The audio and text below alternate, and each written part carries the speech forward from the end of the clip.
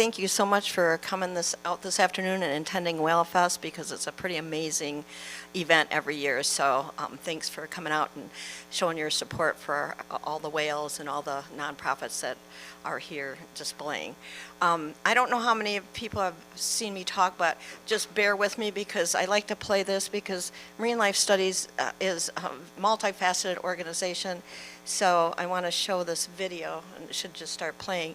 Of course, we have the Whale Entanglement team, which is our pride and joy. Actually, it wasn't even part of our mission statement in 2006. Our first fundraising garage sale, we had a entangled whale in Carmel Bay, and that's when we realized there was nothing set up on the West Coast. And I'll tell you a little bit more about that later. We also have our research scientist program. We work with the service learners from CSUMB. We just are on board with UC Merced. We have students that come from all over the world. And it doesn't matter if you have any experience or not, we'll teach you everything you need to know. And we've inspired a lot of people to go back to college. So let's see. So in spring of 2006, as I said, that's when we established it. And Mary Whitney of Fluke Foundation began volunteering for us. She gave us our first grant in 2006. And we were both part of research teams in Hawaii. I was with the Hawaii Whale Research Foundation, and she was with Whale Trust. And all the research teams worked together there on big events. And we were part of the network, and Ed Lyman and Dave Matilla headed that network with the sanctuary there. Now this, I think, has music. Okay.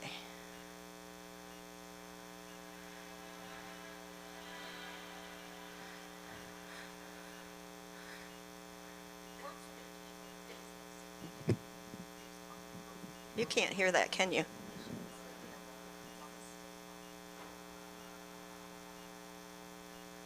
That's as high as I can get it. Can I take that out of there? Have it up as high as it can go. No. Must not have sound inside the... Yeah, because I really... If I take this out, maybe I can get that, because later... Working under a special federal... Can you hear it there? With the Marine Mammal Health and Stranding Response Program, we have a trained team that gives whales another chance at life. Always working from small boats, never getting in the water with the whales, as it is too dangerous for the whale and the rescuers. By using tools specially designed to disentangle whales, along with proven methods, we are able to free whales in distress. WET plays a pivotal role in saving these whales. Yes. WET is saving whales one at a time. Well, that was a whale that we disentangled, started up in Monterey Bay and finished in the Santa Barbara Channel. And that was back in 2014. So we've been around a long time, and Fluke Foundation and Marine Life Studies, both Mary and I, co-founded the Whale Entanglement team. And as you can see, we've done a lot over the years. We began our quest in 2006. We met with the sanctuary, I think, in the late 2007. At that time, they really weren't on board yet, but they came on board, which is great. In 2011, we got a big grant so we could have Wet on Wheels, everything for a complete disentanglement in a trailer. We went all the way to Santa Barbara, all the way up to Fort Bragg. And then in 2015, 14-15, we had so many entangled whales, we had to get a bigger boat. We used to have a 19-foot Donsey, and so that just wasn't big enough anymore. So we got a bigger boat, and then you can see the other things. In 2019, we got a specially designed inflatable, put on a davit system on our boat. So then we had everything on our boat for complete disentanglement. We're kind of like an ambulance driving around town, only driving around on the water. So that's where our research scientist program is nice, because it gets us on the water more. So then the sanctuaries all up and down the coast were supportive of what we did. And we have so many partners because we've been around for so long.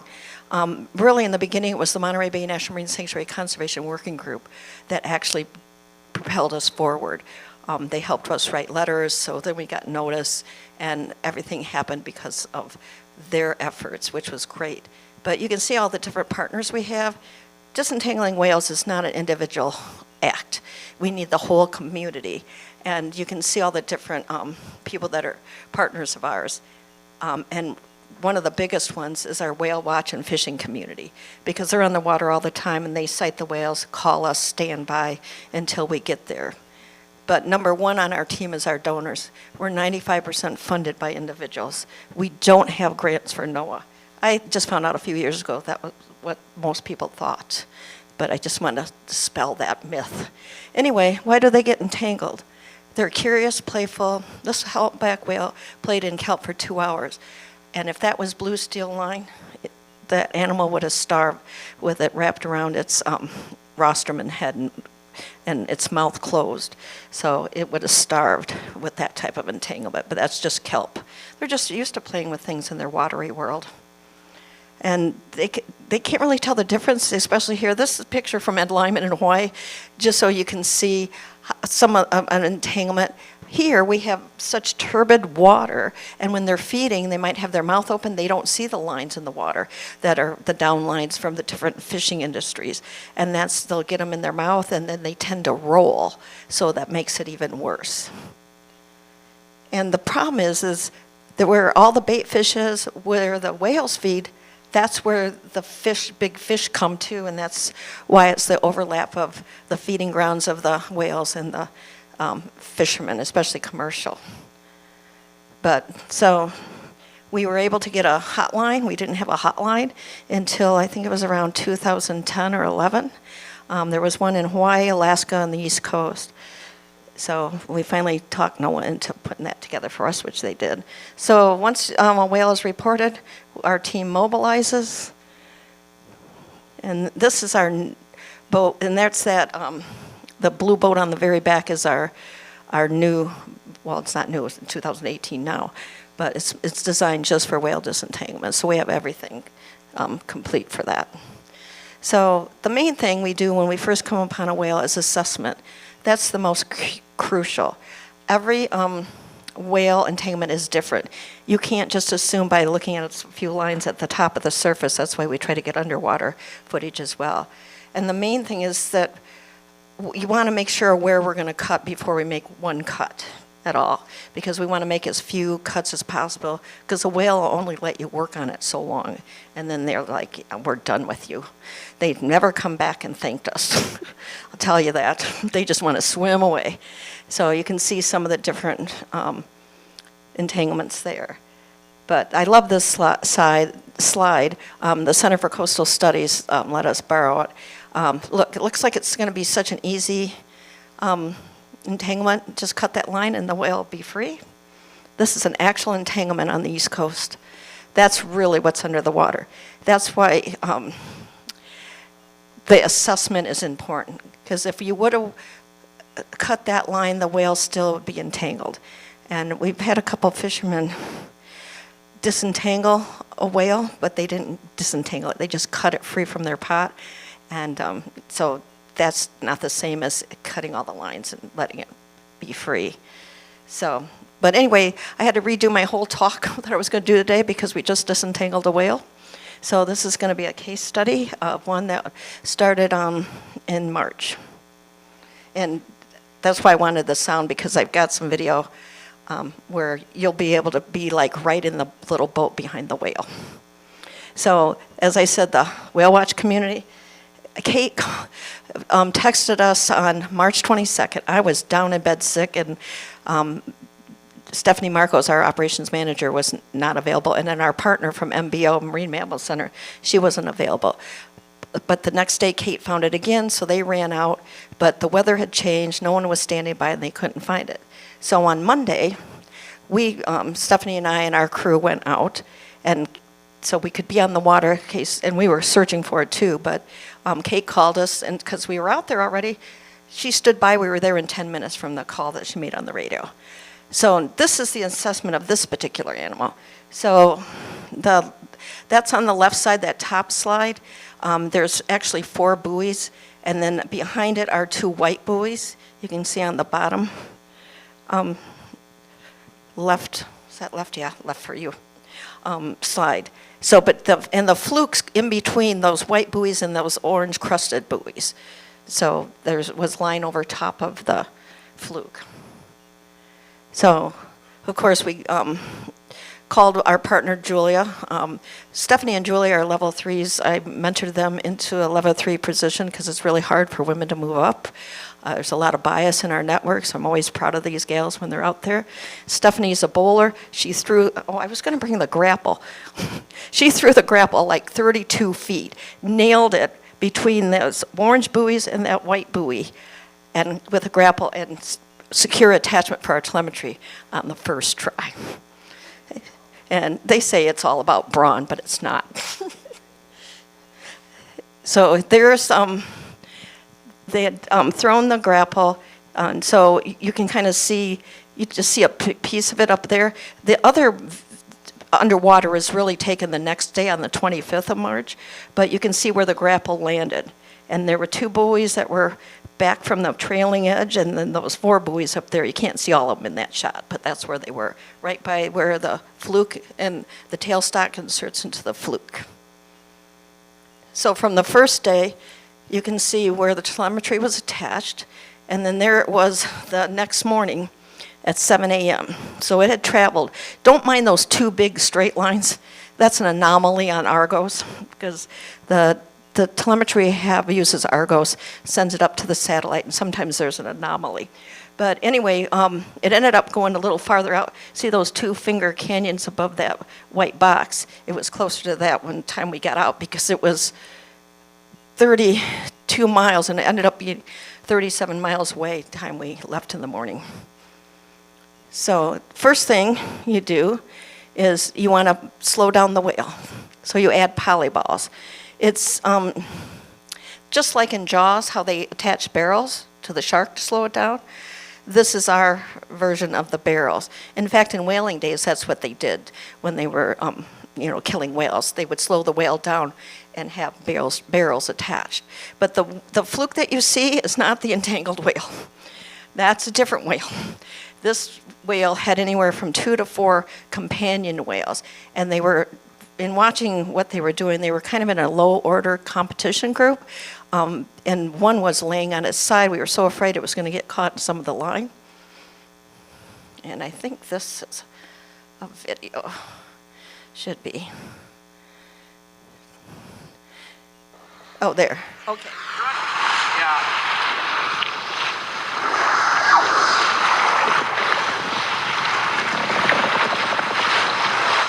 That was 2 of the companion whales to the left of the entangled whale. So they were going on a Nantucket sleigh ride. So we never attach a line to the animal itself. We only attach the telemetry to the existing entanglement. And see those 2 lines? Those 2 lines coming back were actually 220 to 250 feet behind the whale when we saw it the day before. So one of the things that needed to be done is cut that away, which meant we needed to pull up and move the polyballs up, unattach the telemetry, and reattach it up farther so this could be cut. Now, let's see if this does it. No, it didn't do it. So that's in both. Oh wait, I don't want the sound on this one. Just a regular figure 8? Yes. Because what she's doing is doing a figure 8 on the bite, and then that's Stephanie Marcos, our operations manager, and then Julia is handing her the carabiner and moving that polyball up. And so then Steph's going to be making a cut, and we cut 400 feet of line off that day. And both of them are in contention to be a level 4, but our level 4 was gone, so a gentleman that was a level 4 flew down from Washington State to help us.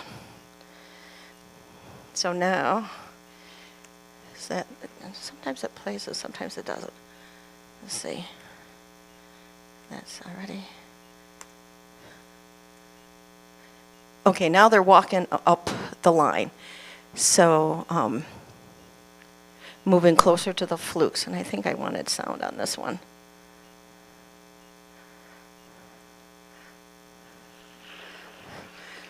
So So they're moving their way up. There's one of the whales, but that's not the entangled one. The entangled one's more over in that direction. So, so they walk up to get closer so that we can do some video. Let's see. Okay, so now Steph's got the video camera, and you can see just below there, you can see the white buoys kind of in the top center. Those are the buoys that were on the other side of the grapple. So now it's just working her way up, and she'll put it in the, well, I think she's got part of it in the water now.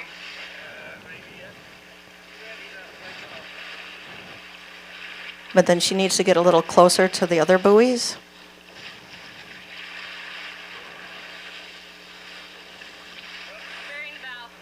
Yeah, so the bow's getting buried from being pulled by the whale. So I wanted to give you guys an idea what it was like to be right in the little boat. It's not easy. See, we're bending the line over the front, and that helps you stabilize the whale. You're never going to just hold a whale. And by doing it in this method and pushing down underneath the inflatable part on the front, that helps you keep the whale still. Or slow it down a bit. Doesn't keep it still. I definitely got the white buoys.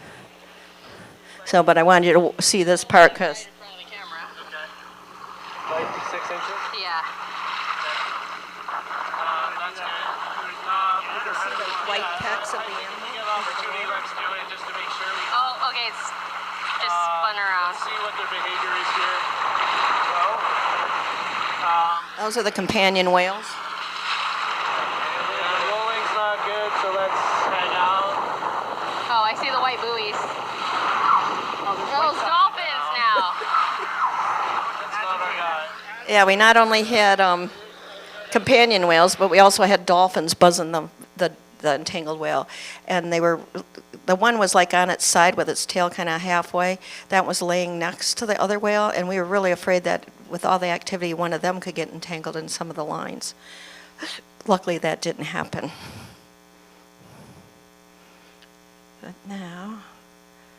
But this is the video that she was able to capture. And look at those beautiful white pecks. Made it very easy to see the whale when it was coming up to surface. But you see there's 4 different buoys right there by the tail stalk, and then the 2 white trailing ones. And there's line, I can't point, but over the tailstock to the left where those dark buoys are, there's a line that goes across and underneath that animal, and you can see the line coming underneath the fluke, and then the rest come over top. And it's kind of a jumble mess in there where they kind of got tangled up. So now the weather changed. Fog moved in very fast, and we were like around 37, 38 miles west of Moss Landing. So it was going to be a long ride in. So the team's in the little boat removing the polyballs right now. We never leave them overnight. But we have our telemetry, so we can always track. And here it was. So from where those finger canyons are, it went up, and then it was like 43 nautical miles over time. And actually, the track actually went all the way down to Point Sur Lighthouse, all the way up by Ano Nuevo, then down to there. So the green buoy, or the green marker, is when the telemetry was attached. On the yellow one is the response we did the next day on the 25th, and then the red one is where it was on April 2nd. But the wind and swell, it was not workable, so we could not respond. So we just had to be patient. A lot of patience goes into whale disentanglement. So now, on the 5th, in the morning, I'll look at where it's at, that green one right down at the bottom in the middle. That's where it was at 5 o'clock. Now we're only 18, 19 nautical miles from Moss Landing, which is, I was doing them in miles in the beginning, but nautical miles is a little lower than actual miles.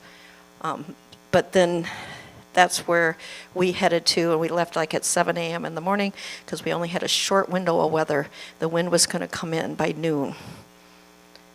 So we went back out. Again, we have to add the polyballs to slow the animal down so we can work with it.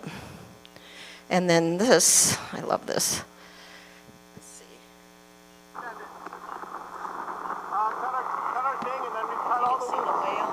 The whale's fluke there, just in front of the book. Right, if you cut it front, you cut it behind, there's no more loose. That's the knife on a, the end of a pole. Right behind the trailing edge. You can see the white caps.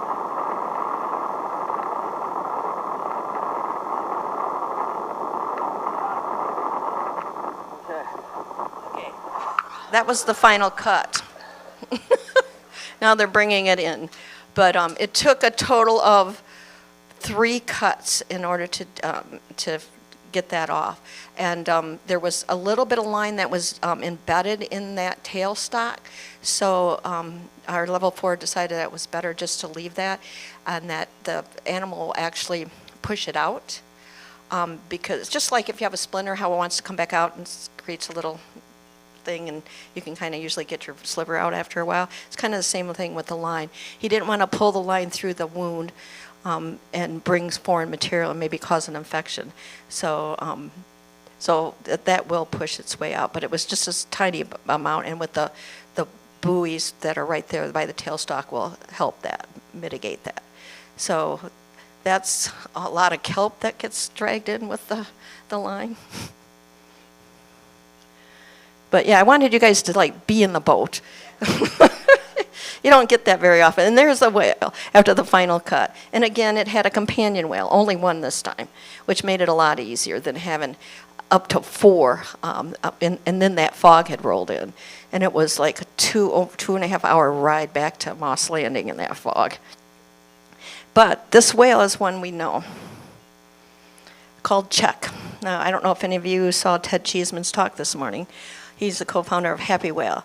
And so Chuck is one that's known, and the picture on the very right-hand side, it's been sighted over 80-some times here in Monterey Bay. So it's a local whale that everyone knows. And it's called Chuck because you can kind of see the check in the top right, pseudo check on the top right tip, and the black check in the white area. That's how it got its name. And it was first sighted in 2011. But we still don't know if it's a male or a female. But a lot of people are making changes to help reduce it. And I'll have to tell you, the crab fishermen have been really good about it because they really don't want to have to stop crabbing. So they're the first ones that shorten the line from the trap to the first buoy at the surface and shorten the line from the main buoy to the trailing buoy, which will help mitigate entanglements. But there's a lot of people working on solutions, and what we're real excited about, we've been working with the Sanctuary Foundation, and they have all the gear for the innovative gear. Most of that was tested on the East Coast, and it is being used, but took about 3 years of testing before they even let any of the fishermen use them. So we've got some fishermen up in Half Moon Bay and here that are testing it. And at first, a lot of fishermen were a little leery. There were a lot of death threats, but the guy up in Half Moon Bay, he just signed up for another year of testing, so we're really excited about that. And at first it was hard to get him to test because there was a lot of pressure within the fishing industry. And last year in the spring with Ocean Protection Council, they had 28 fishermen waiting in line to do the testing. So that's very encouraging. They're really good stewards. They don't want the whales entangled any more than anyone else. So it's nice that they're getting a chance. And then they can give their feedback for their type of fishery, which is so important. And we're really excited about, I don't know how that derelict pot gear removal. We did do that too. And we did write a grant, so I'm hoping we can do that again, where we picked up derelict gear from the sea floor. We did it for 2 seasons, and mostly what we found, we picked up gear that doesn't have a buoy at the surface. So, but most of the gear we brought up was recreational gear, not commercial gear. Recreational gear is very lightweight. They're pots anywhere from 5 to 25 pounds. Commercial crab pots and commercial type pots weigh to about 140, 150 pounds. The ones in Alaska, even more than that. But so we did just write a grant. We're hoping we get funding to do that, and it'd be for a 3-year project. Because we're just a Band-Aid on the problem. We're not the solution, but we're always going to be needed because there's so much derelict gear. But anyway, we're really excited about this. That's the buoy we had on the whale. That's what we tracked, and that's an Argo system. So it sends the signal up to the satellites, and then it comes to France, and there's calculations, and we get it. It's like an hour delay. And that thing weighs 48 pounds, a lot of drag.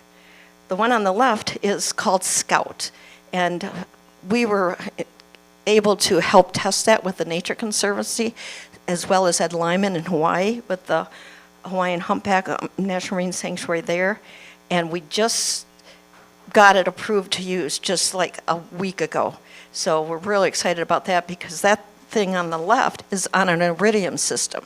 There's more satellites. You can get real-time hits from your phone. You can turn it off at night and to conserve the battery because you're not going to go out at night. Turn it on in the morning, you'll see where the whale is. It's amazing. So we're really excited to be part of that. And because of this new technology, that when we were in Perth, Australia in November, I had put together a meeting with a bunch of the different people that were in whale disentainment, including Ed Lyman, him and Dave Matilla are like, they go all over the world and train. But anyway, because this telemetry weighs like 27, 28 pounds, it's actually being towed by a drone. So it's conceivable that could be dropped, and that top one, they drop it into a harness. They haven't done it on a whale yet, but it has to have a drone operator that's super, super proficient in flying a drone. But also, they've developed some lighter weight tools where we could even drop a cutting grapple, which would be pretty amazing. So I was really excited to see that. So technology is coming along. Also, we've had a lot of exciting changes. I ran everything out of my house up till 4 years ago. Then we moved into a tiny 135 square feet office in Moss Landing so we could be close to the boat, so we could, if we were working in the office, we could be to the boat in 5 minutes. Well, last year we moved into a 2,600 square feet facility. So we have our benefit gift shop, so we're open, usually Friday through Sunday, but if we're there during the week, you can stop in or call and we'll, have you come on in. Also, the conference center is ready. We just put all the floors and everything, so we're gonna raise money with the conference center so that we can raise money to build out our exploratorium. But the benefit gift shop, it features local artists, and all the money goes to our research scientist program, plus our whale rescue and education for kids. But we also have enough room to have like a research room for different students, so we could house 4 students at a time doing research at our facility, so we're really excited about that. And here's our Save a Whale raffle. This is one of the gentlemen that is a local artist. He carved that out of old growth stump on the property that he owns.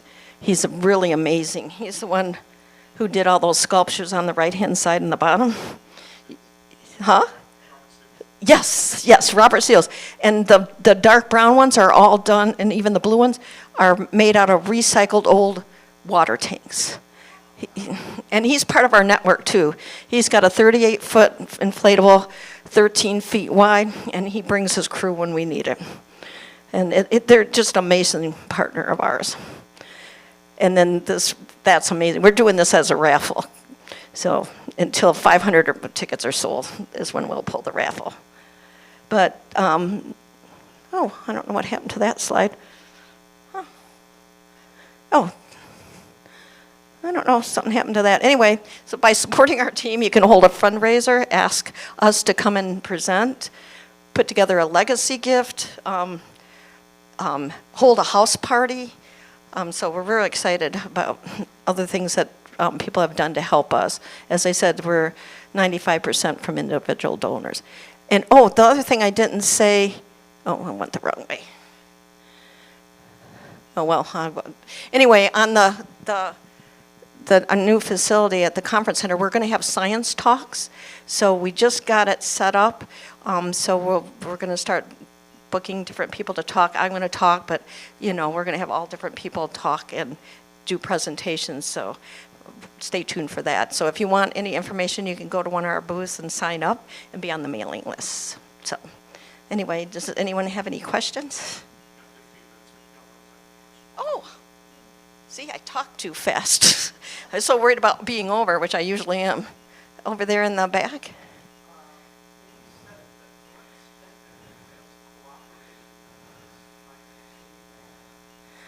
You asked how much are the whales cooperating, or did they just try to flee the whole time? Usually they aren't real cooperative. The only reason people think they might be cooperative is that they're so exhausted from being entangled. Like, I don't know if I can go back to the very first slide. Do I have to do that on this end? Let's see. I don't know. And you'll see this one was a horrible entanglement. You would think this whale was, is my thing over there? Oh yeah, I gotta bring it over here. Okay, I'm gonna put this one on. Play? Yeah, it's not popping up though. Oh, play on top. Got it. Okay, so see that whale there? That whale was so severely entangled. It seemed like it was cooperating, but it just couldn't hardly swim. Both pec fins were pinned to its side. Its mouth was closed from the entanglement over top. It was a horrible entanglement, just horrible. But I mean, none of them have ever thanked us. Usually they want to just get away. And one time we did have one breach, and it wasn't breaching because it was thanking us. It was breaching because, you know, they've been entangled a while, and then all of a sudden they don't have any lines. They're just trying to feel where, oh, can I move this or move that? And they'll breach just to make sure, and if there's anything left on it, trying to lose it, but they never thank us, and ever. They just want to get away as fast as possible. But on the same token, there was, you've probably seen this, Valentino down in Mexico, and went in and cut the netting off the whale, and the whale breached and thanked him. Well, they cut the netting off, but they cut it, but they didn't get the main part that was around the body, because Ed Lyman studied that, and he said it still had line, and it was jumping and breaching, maybe hoping it could throw that gear. They can throw the gear. There was a population abundance study done 2004 to 2006, breeding and feeding grounds, and I was able to be part of that with the research team in Maui and also here. And depending on the area, anywhere from 25 to 80% of whales have entanglement scars. They're not all getting disentangled, believe me, but they can throw the gear, and we've watched them a few times throw the gear. That's the best scenario, but it's not the only scenario. Oh, right here in the front. That varies. That was the first one this year that we had a call. There was one in Southern California, but that was the first one that we had. Last year there was a total of 5, and within a week span, and most of them, that's why I'm really excited about the new technology with Scout and the drone, is that we couldn't, it's like I don't know if the fishermen cut up from their gear, and there was only like, maybe, here's the fluke, maybe that much line trailing. That's nearly impossible to get to. We had one whale that we tried and tried. It kept having other whales around it. Then the sea lions and the killer whales came through. We could not disentangle that. But if we had a drone that we could have dropped the telemetry that way, that's why I wanted that meeting. And then some we never found. Like we had one way out by Davenport, and Barry had seen it, the Rachel Carson, Monterey Bay Aquarium Research Institute's boat. So we went out there, and then we saw a whale. She said there was only one whale out there. So we were right in the area, started our search pattern, and there was a whale. So we were going to start looking for gear because it didn't have gear on it. But we get a call, Julia calls us and says, hey, go to Monterey. In front of Cannery Row, there's another entangled whale. It's like, you got to be kidding me. So we race over there, but no one's standing by, so we never found the whale. We looked at over 50 humpback whales, never saw it. Next day we went back out. Kate Spencer on Fast Draft called, said she's got the whale that was the day before, because she's the one who called it in. So we go out, but then she didn't have it anymore. But then Scotty on Blackfin called us, said, hey, we got an entangled whale. So that was another entangled whale. it was insane. And they were all very short lines, and it was very difficult. And plus they're feeding in big groups, and then we were close to the one.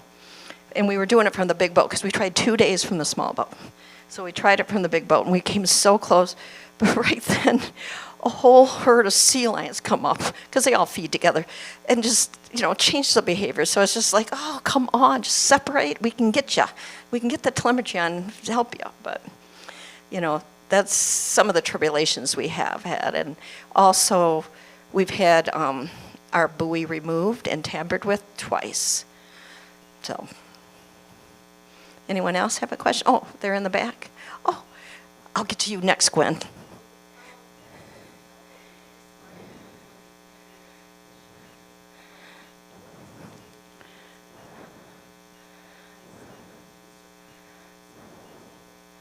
Right. Well, there's many different styles. The one I like the best is one that doesn't have any line in the pot at the sea floor.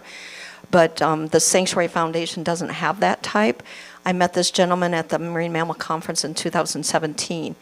And it's like a dive bag, and you can either have a little gizmo to inflate it, or you can put it on a battery timer. And it fills up like with a little, kind of like seltzer tube. It'll fill up the bag, and then it'll lift the pot.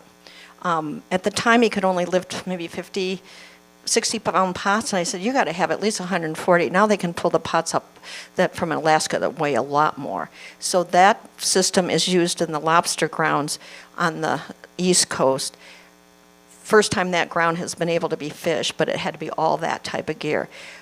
And even Ed Lyman, when I saw that, and we had a big meeting in 17 together, I told him about that, and he said he liked that better because he wasn't crazy about the line in the basket, because if that gets broken, then you still have line. But that's the main one that's being tested right now. But then it has a smart buoy on the top. So, but then they only need one line coming up, and that would be for the smart buoy. Because right now, fishing, you have, of course, they got reduced this year, but normally they have 10. For every pot, they have a line. And it used to be one line with 10 pots, because when I did the derelict gear removal, I worked with Giovanni Neveloso here in Monterey and Calder Darley in Moss.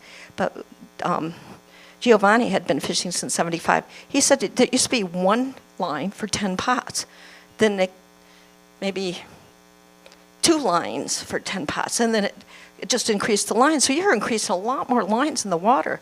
Just that alone would help a lot. So that's why a lot of fishermen were kind of against the innovative gear, but most of the fishermen that know the future is going to be with that gear, so that we can help mitigate. And that'd be the best scenario. I mean, we'll always be ready to disentangle, but, we'd rather not. We'd rather not be busy. Oh, Gwen, you had a question.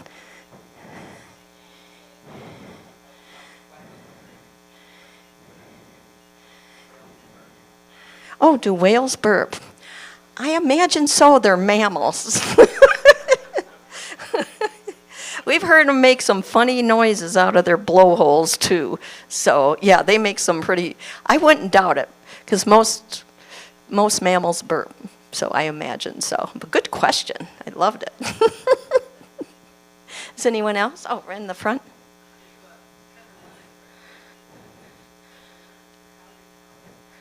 Oh, it depends. Like, we look at that underwater footage, and then we determine what we're cutting before we even go in.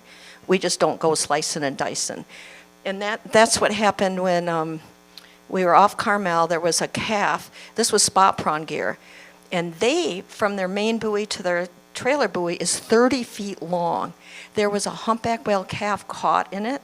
So it was wrapped around the peduncle, and then the line was wrapped around the down line. So it was like this, and it just came up to breathe, and that was it. And then the mom was going wild. She's around that buoy, tail slapping, head slapping, doing all this stuff. And I see this boat come through, and we had backed off. So once we get what we need, then we back off, look at it, decide what the next step is. It isn't a race. There's time to do it right. And so I see this boat, so I call out to him. And the guy goes, well, I think it's our gear. I said, okay, and I read him the numbers. He said, oh, yeah, it is our gear. Anything we could do to help? And I said, well, if you want to stand by like a support vessel, that'd be great. So then I told Justin Visbicki at NOAA down in Southern Cal, and so I asked him to call him. He goes, well, you can't tell him not to do anything. I said, well, I asked them nicely. I wasn't bossing them around. And so then they came back after about 15 minutes. They thought we were taking too long. Justin never called them. They decided they were going to go and cut it. I said, please don't, because that mom's already going wild. So what they did is they took the downline and cranked the fluke up of the calf. The calf was trumpet blowing. It was just all stressed out. You could see it. We sent our drone up so to capture all that. And then they cut that off the downline. Then they cut the other line. But they had a white buoy with a wrap around the tail, loose wrap. But a humpback whale calf grows like 4 inches a day. So that can constrict it and cause an infection. So they disentangle it, but it wasn't really free of the gear. And then NOAA enforcement calls me the next day, goes, oh, send us all this stuff. And I thought, I'm not going to do that. I have to work with the fishermen out here. If you couldn't call and talk to the fishermen when I asked you to, there's no way. And that bought me a lot of goodwill in the fishing industry, believe me. So anyone else? Well, I want to thank you so much. Pardon? We couldn't get near it. You know how stressed that whale was? We tried to get near it. That mom wouldn't let us anywhere near that calf. It would have been an easy disentanglement had he not done that. He did the same thing last year as well. Went and cut it off. It was 1 mile from Moss. It was connected to the downline. We could have gone right out, gotten it taken care of, but no, he cut it because he doesn't want to lose his gear. So then we go out and we, attach it to telemetry, and we were doing our assessment, doing underwater and all that, and our protocol. Then he comes back in from out further offshore and drives within less than 100 yards of us, which changed the behavior of the whale. We finally got it so it was used to the boat. We could go up by the head and put the GoPro in because we needed to see if there was anything under the mouth. Because from the boat, one of our other team members saw a downline. So it still had a pot attached. But he comes up and says, oh, just cut that line, it'll come right off. I said, it's more complicated than that. He said, well, I cut the pot off. I said, I know you did. I think it was entangled before it got into your pot. So I waited there. I did not leave because I knew he would just try to do whatever he wanted. So that fisherman was the one that we believe tampered and removed our telemetry from that whale. We had followed it all over. And you saw those 2-finger canyons. I plotted the waves, the currents, all the pits. And then we went down to Morro Bay, and the California Fish and Wildlife took us out because it was like 40-some miles offshore. And we couldn't drive our boat because the weather was too bad. We get out there. There's just our buoy. No line attached like from the entanglement, which it would have on there. And I look at Stephanie, and I said, I think someone unclipped that. And so we sent it in, and Argos calls us, goes, why'd you open the telemetry? Why'd you open the Argos? We go, we never touched that. We sent it in, they refurbish it, charge the battery, and then send it back. He goes, oh, there's a lot of scratches and things on it. And so after doing this for like 2 weeks of charting it, looking at it, trying to figure out where that could have come off, we were offshore and we're coming in, and I'm like, oh, there's those 2-finger canyons. I'm going to go over there. And right there was a spot prawn buoy. So those are part of the tribulations of whale disentanglement. But come visit us at the booth. Come down and visit our whale rescue research vessel. It's down at the California dock today and tomorrow. So thank you very much.